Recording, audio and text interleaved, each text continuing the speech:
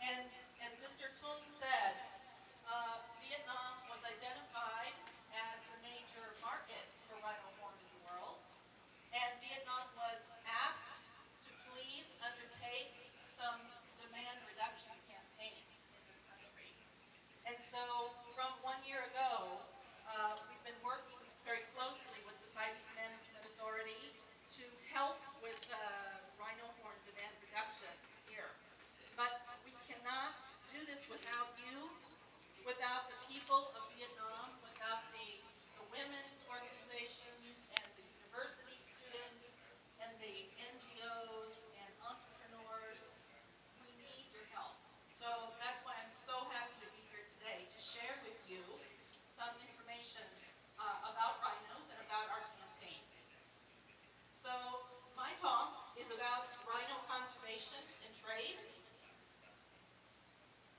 So I don't know if you know this, but there are actually 5 different kinds of rhinos. Not only one kind, but 5 kinds. And 2 of them live in Africa, and 3 of them live in Asia. And the most abundant rhino is called the southern white rhino. You can see that on the bottom. There are about 20,000 of those animals left in the wild. And the other African rhino is called the black rhino.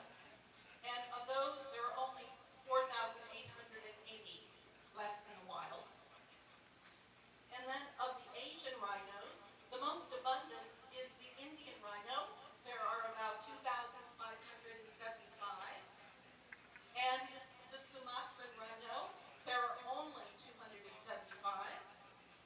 And the most rare rhino is called the Javan rhino, and there are only 60 of those animals left in the wild. So if you add up all of the rhinos that are left in the wild throughout the world, there are only about 28,000 of these rhinos. But if you think about 28,000 rhinos, and you think about how many people use rhino horn, which is millions of people, there is no way that these rhinos can supply horn to all the people who use the horn. And this is the problem. So this picture just shows you that rhinos come in many different sizes. So some of the animals are very large and some are or not quite as large. And I want to tell you a little bit about the family life of rhinos. So this is a picture of a mother rhino and her calf, her baby rhino. This rhino is called the southern white rhino, and it eats grass. You can see the rhino eating some grass. All the rhinos are vegetarians. They only eat grass and branches and weeds. Rhinos produce 1 baby every 4 years. Only 1 baby every 4 years. So they reproduce very, very slowly.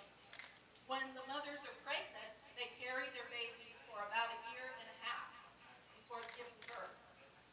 So you can see that they reproduce very, very slowly. They can never keep up with human demand for their horns. So this is a terrible picture, but this is the reality of what is happening with rhinos in the wild right now. They are being killed so that their horn can be removed from their face. Now, you may know that some animals, naturally, they lose their horn once a year, but not rhinos. Rhinos' horns are connected to their face. And the reason that poachers cut off the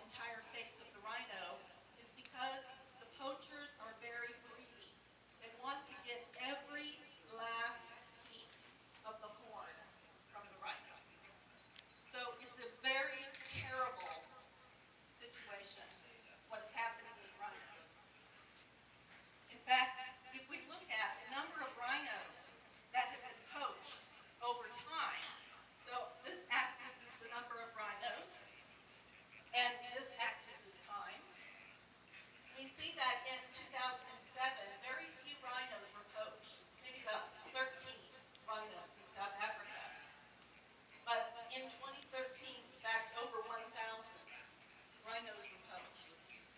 And some people have looked at this graph and they ask, well, what happened in around 2009 to cause this dramatic increase? And what people think happened is there was a rumor started here in Vietnam about that rhino horn could cure cancer. And this is something we know because we've asked many people in Vietnam, and there is a belief that rhino horn cures cancer. So this is what caused the poaching epidemic to really take off. So this slide really talks about how quickly rhino horns can get here to Vietnam. So a rhino poached in South Africa is driven to the next door neighbor country, Mozambique, put on an airplane, and flown here to Vietnam only 2 days later. This is a highly organized crime, just like the drug crimes, just like arms crimes. It's highly organized because there is so much money involved in this trade. So, in South Africa, the wildlife protectors, the governments who are trying to protect rhinos from poachers, they're absolutely desperate to save the rhinos. So here we have a picture of the rangers, and they have put this rhino to sleep so that they can perform an operation. And what they're doing, actually, is injecting poison into the rhino's horn. And this poison does not hurt the rhino because the horn has no blood vessels in it. It's just like your fingernail. So when you paint your fingernail, your body doesn't absorb the fingernail polish. You know, it's safe to paint your fingernail. This poison that's being put into the horn does not hurt the rhino, but if people consume the horn, they will get very sick.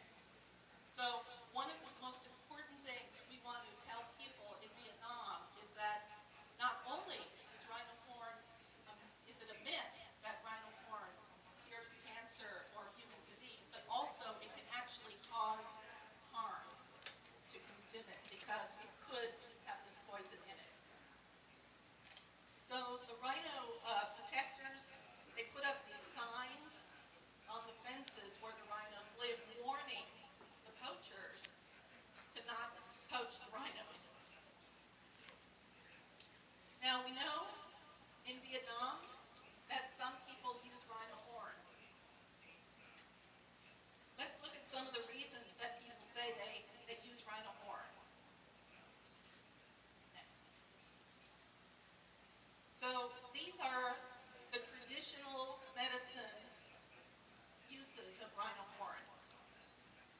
But scientists have actually done studies in laboratories to determine whether